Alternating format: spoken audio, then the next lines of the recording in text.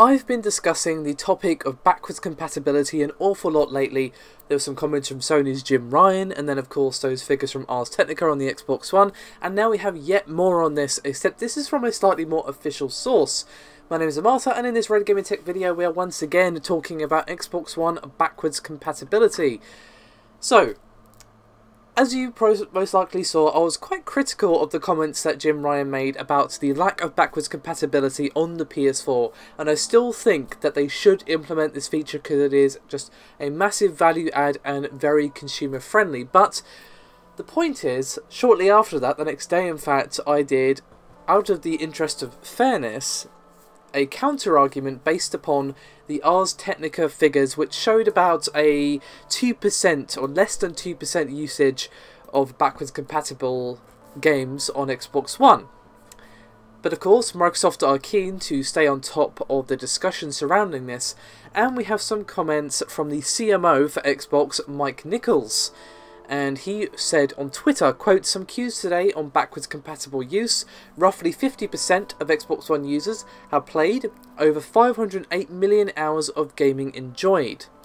Now, the first question asked of Mike, and this is a fairly reasonable and quite pertinent question, is, but how many of them still use backwards compatibility? To which Phil Spencer replied, and he said, "Usually one or two BC games in our daily top played games. Usage remains high, quality games last and are worth playing." And then he said in further response to another comment, "You are not alone on that, saw that in the MPD numbers," referring to Black Ops 2 here. "Same when Red Dead Redemption hits. Quality is quality, regardless of generation." Now, I have to say, I very much agree with that last sentence from Phil there. You know, I know Phil is the sort of public face of Xbox, and obviously he is a PR guy at the end of the day, but I still like him as a person, and I do agree with that statement there. Quality is quality, regardless of generation. Now, obviously, what we really need to give this number of 508 million some real context is, of course, some cold, hard sales figures for the Xbox One. Obviously, we haven't had those really from, not from Sony, from Microsoft for quite some time.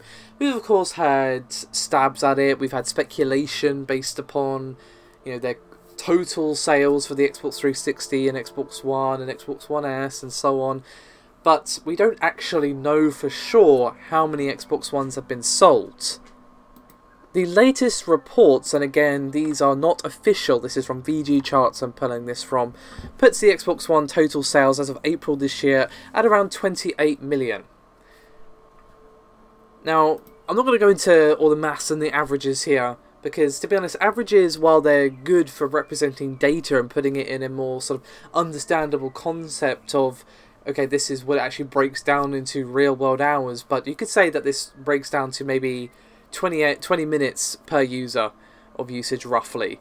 But the thing is, you could have one guy who doesn't ever touch it and one guy who's played like 20 plus hours a week of backwards compatible games.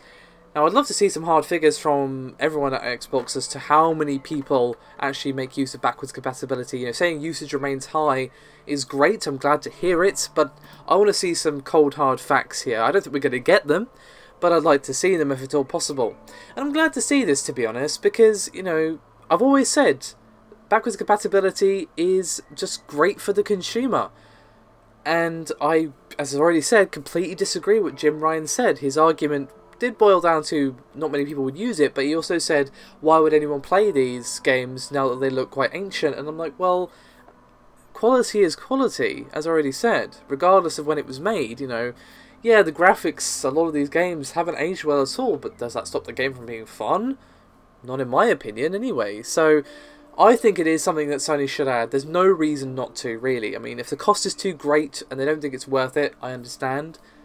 I hate if that's how they feel, because as I said, I would like this feature, but I would like them to add it, and obviously it's just better for the consumer. It's a tick in their win column, as it were. But with Sony heavily in the lead in the console race, they obviously have no need to add this feature because they're already ahead of the Xbox One without the feature that the Xbox One has, if you're thinking from Sony's perspective. So I don't think this is going to change Sony's mind, unfortunately, but it is still nice to see that the numbers from Ars Technica are perhaps not as damning as they originally looked, or perhaps we didn't have the complete picture. To be fair, Ars Technica did clearly say this was from a 5-month period. It gave us a picture of how it was used, but obviously when we're looking at since launch, perhaps the picture won't look quite so barren. Or perhaps not. Either way, I hope backwards compatibility doesn't go anywhere. As I said, even in my Ars Technica video, I still think we need to do way more as an industry to preserve our old games, our history of gaming. You know, it's important to see where we've come from as an industry, as a art form, to see, you know, how far games have come. You know, you can still go back and watch these old films, you know, silent films even, you can still go back and watch. It's important to see the sort of growth of the industry and the art form, as it were, I think, to really take appreciation for what we have now. Not only in terms of graphics, but obviously in terms of how we're going in terms of storytelling and gameplay and mechanics, and how we are being taken more seriously as an art form and that sort of thing, and how these games perhaps were criminally underrated at the time of release, and now that we can enjoy them, perhaps understand them better as adults, that sort of thing. You know, there is joy to be had in replaying an old classic and go, do you know what, I totally missed that as a kid, or whatever. So I just hope that we still see backwards compatibility being used in the future.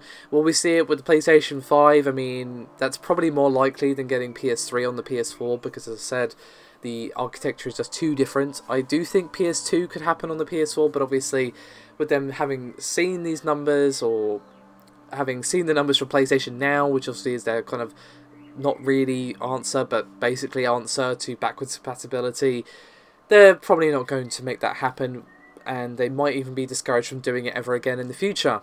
But of course, that is all speculation, and only the future will tell us whether or not these things end up being true. But regardless of all that, thank you very much for watching, and I'll see you next time.